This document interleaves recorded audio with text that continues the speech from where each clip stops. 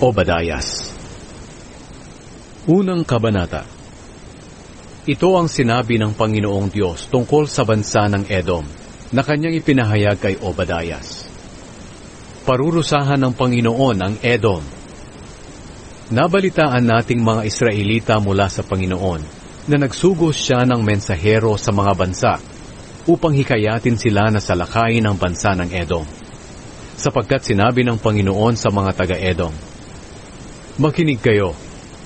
Gagawin ko kayong pinakamahina sa lahat ng bansa at hahamakin nila kayo.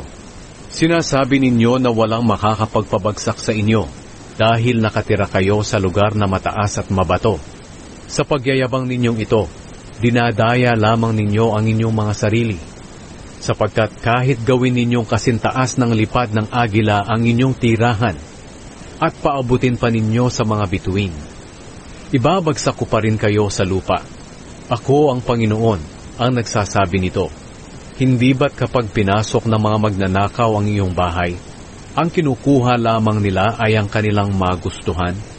At hindi ba't ang mga namimitas ng ubas ay nagtitira ng ilang bunga?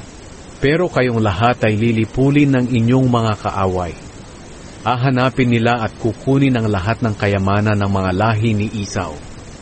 Lilinlangin kayo ng inyong kakamping mga bansa. Ang mga bansa nakipagkaibigan sa inyo ay siya ring sasalakay sa inyo, at palalayasin nila kayo sa bayan ninyo. Silang mga nakisalo sa inyo, ang siya pang palihim na maglalagay ng bitag laban sa inyo. Ako ang Panginoon ang nagsasabi na sa araw ng paghatol ko sa inyo, lilipulin ko ang marurunong sa inyo. Mawawala ang karunungan sa Edom na tinatawag na bundok ni Esau. Manginginig sa takot ang inyong mga sundalo sa lungsod ng Teman. Kaya mamamatay kayong lahat na nakatira sa bundok ni Esau. Ang kasalanan ng mga taga-Edom. Dahil sa inyong pagmamalupit sa mga lahi ni Jacob na inyong kalahi, malalagay kayo sa kahihiyan at lilipulin magpakailanman.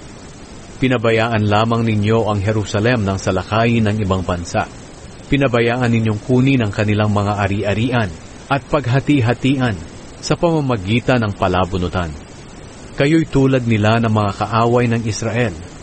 Hindi sana ninyo ikinatuwa ang panahon ng kapahamakan ng mga taga-Huda na inyong kalahi.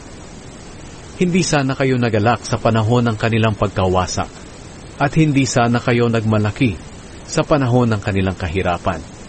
Hindi dapat sana kayo pumasok sa lungsod ng aking mga mamamayan sa panahon ng kanilang kasawian at kumuha ng kanilang mga ari-arian.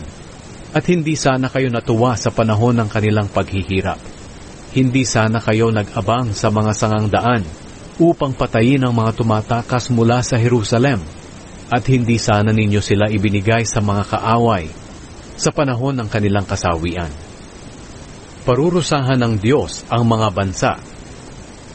Hindi sana ninyo ginawa iyon sa mga taga-Jerusalem dahil malapit na ang araw ng aking paghatol sa lahat ng bansa. At kung ano ang inyong ginawa sa iba, ganoon din ang gagawin sa inyo. Kung paano ang pagtrato nyo sa iba, ganoon din ang magiging pagtrato nila sa inyo. Kung paanong pinarusahan ang aking mga mamamayan sa aking banal na bundok, parurusahan din ang lahat ng bansa. Matinding parusa ang ibibigay ko sa kanila hanggang malipol silang lahat. Magtatagumpay ang Israel.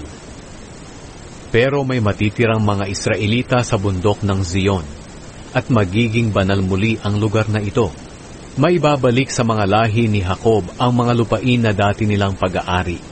Ang mga lahi ni Jacob at Jose ay magiging tulad ng apoy na lilipol sa lahi ni Esau, tulad ng pagsunog sa dayami, at walang matitira sa lahi ni Esau.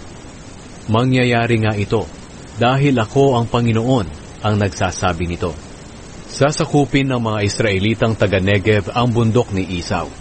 Ang mga Israelitang nakatira sa kaburulan sa kanluran ay sasakupin naman ang lupain ng mga Filisteo. Sasakupin din ng mga Israelita ang lupain ng Ephraim at Samaria. At sasakupin naman ng mga lahi ni Benjamin ang Gilead. Sasakupin ng maraming Israelita na galing sa pagkabihag ang lupain ng Kanaan hanggang sa Zarephath. Ang mga taga-Jerusalem na binihag sa Sepharad ay sasakupin naman ang mga bayan ng Negev. Aakyat sa bundok ng Zion ang mga tagapagpalaya ng Israel upang pamahalaan ng mga taong naninirahan sa bundok ni Esau. At ako ang Panginoon, ang siyang maghahari.